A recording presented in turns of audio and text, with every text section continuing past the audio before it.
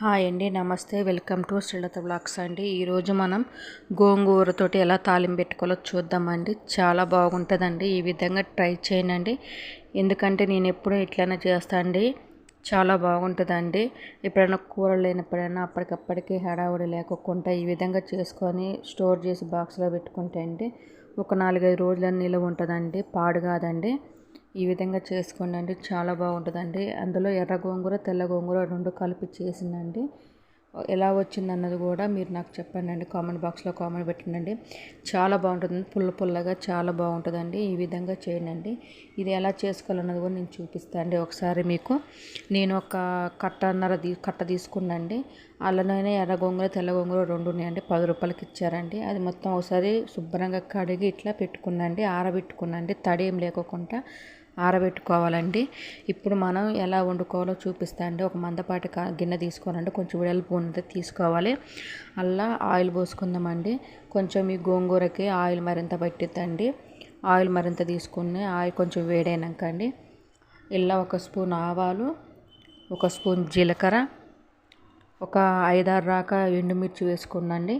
వేసుకొని కొంచెం ఫ్రై అయినాక ఒక చిన్న గిన్నెడు వెల్లిపాయలు తీసుకున్నానండి. వెల్లిపాయలు మరిన్ని వేస్తున్నాండి నేను.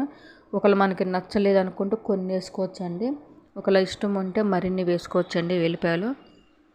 ఈ విధంగా వేసుకున్నాక అవి మొత్తం ఫ్రై కావాలండి. కొంచెం ఎర్రగా రావాలండి ఎల్లిపాయలు మంచిగా ఫ్రై అయిపోయినాక అండి ఉల్లిగడ్డలు ఒక 2 ఉల్లిగడ్డలు సన్నగా కోసినండి, అవి కూడా వేసేసినండి. ఈ ఉల్లిగడ్డ అన్నది కూడా మంచిగా ఫ్రై కావాలండి. ఉల్లిగడ్డలు కూడా కొంచెం కలర్ మారాలండి. ఉల్లిగడ్డలు చాలా బాగుంటుందండి. గోంగూర ఒకసారి ట్రై చేయండి. నేను ఇంట్లో ఏ విధంగా చేస్తానో అలాగనే చూపిస్తానండి మీకు. ఈ విధంగా ఫ్రై అయిపోయినాక అండి చూడండి, ఇప్పుడు చూపిస్తున్నా మీకు. కొంచెం ఉడికిపోయినాయండి ఉల్లిగడ్డలు అన్నది. మళ్ళీ కాసేపు 1 నిమిషం అట్లా వేయించుకుందామండి. వేయించుకుంటే చూడండి ఉల్లిగడ్డలు అనేది ఆల్మోస్ట్ ఉడికిపోయినాయండి ఉల్లిగడ్డలు. ఇప్పుడు 1/2 స్పూన్ పసుపు వేసుకుందామండి. పసుపు వేసుకున్నాక పసుపు మొత్తం కలుపుకోవాలండి. తాలింపులో ఒకసారి అంతా కలుపుకున్నాక కరివేపాకు ఒక గుప్పెడు కరివేపాకు వేసిందండి. అది కూడా ఇష్టం అండి, మరింత వేసుకోవచ్చు, తక్కువ వేసుకోవచ్చు. నేనంతా కొంచెం మరింత వేసిందండి కరివేపాకు వేసి కరివేపాకు కూడా కొంచెం చిటపట్లాడాక ఫ్రై అయ్యాక వేయించుకోవాలండి నూనెలో. వేయించుకున్నాక ఇప్పుడు మనం ముందుగా రెడీ చేసి పెట్టుకున్న గోంగూర ఉంది కండి, ఆ గోంగూర వేసేసుకుందామండి. ఇక మనం ఇప్పుడు ఒక్కసారి వేసుకోవద్దండి. గోంగూర కూడా కొంచెం వేసుకున్నాక ఒకసారి కలుపుకున్నాక మళ్ళీ మిగతాది వేసుకుందామండి. నేను ఒక 3 గుప్పెలు వేసిండండి. 3 గుప్పెలు వేసి ఒకసారి మొత్తం కలిపినండి. అది కలిపినాక మిగతాది కూడా వేసేసుకొని మొత్తం కలుపుదామండి. తాలింపు అంతా ఈ వేసిన గోంగూరకి అంతా కలిసిపోవాలండి.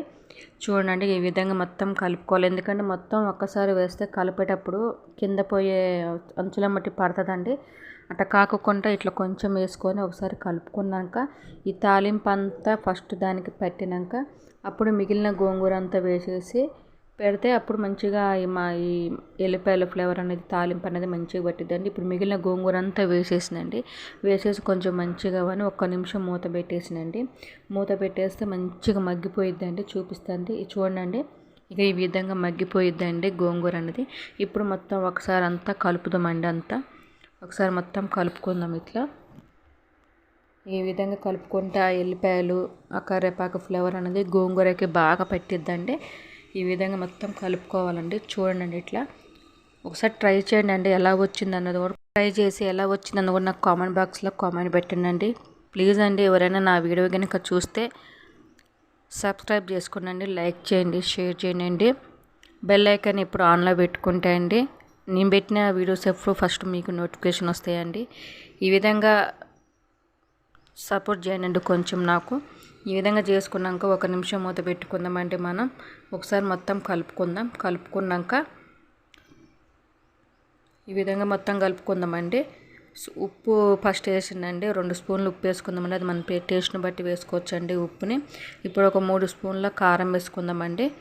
ఒక 3 స్పూన్ల కారం వేసుకొని కలుపుకుందామండి. మసాలా, ధనియాల పొడి, జీలకర్ర పొడి వేయనవసరం లేదు. ఎందుకంటే వేస్తే అండి ఎల్లిపాయల ఫ్లేవర్ ఇదంతా ఉల్లిపాయల ఫ్లేవర్ అన్నది మంచిగా అనిపించదండి, అందుకని నేను మసాలాలు ఏం వేయట్లేదండి. ఈ విధంగా 1 నిమిషం కలుపుకుందామండి. కలుపుకుంటే గోంగూర కూర ఆల్మోస్ట్ రెడీ అయిపోయిందండి. గ్యాస్ బంద్ చేసుకుందాం. గ్యాస్ బంద్ చేసుకొని ఒక గిన్నెలో వేసేసుకుందామండి. చాలా బాగుంటుందండి గోంగూర. ఈ విధంగా తాలింపు పెట్టుకుంటే ఒక 2-3 రోజులైనా నిలువ ఉంటుందండి, పాడు కావదండి. ఇట్లా పొడి గోంగూర కూడా చేసుకోవచ్చండి. అది ఎలా చేయాలన్నది కూడా నేను మీకు చూపిస్తాను అండి. ఒకసారి పొడి గోంగూరతో చేసుకోవచ్చు, పచ్చిమిర్చి తొక్కు వేసి కూడా చేసుకోవచ్చు అండి. చాలా బాగుంటుందండి. ప్లీజ్ అండి, ఎవరైనా చూస్తే లైక్ చేయండి అండి. మీకు తెలిసిన బంధువులు ఉంటే వాళ్ళకి షేర్ చేయండి అండి. సబ్స్క్రైబ్ చేసుకోమని చెప్పండి అండి కొంచెం. ఈ విధంగా మొత్తం చేసుకుని ఒక గిన్నెలో పెట్టుకుందామండి. చాలా బాగుంటుందండి. ట్రై చేయండి అండి ఒకసారి. ఎలా వచ్చినందుకు నా కామెంట్ బాక్స్లో కామెంట్ పెట్టండి అండి. గోంగూర చాలా బాగుంటుందండి. ఈ విధంగా ఒకసారి ట్రై చేయండి అండి. గోంగూరని చాలా బాగుంటుందండి.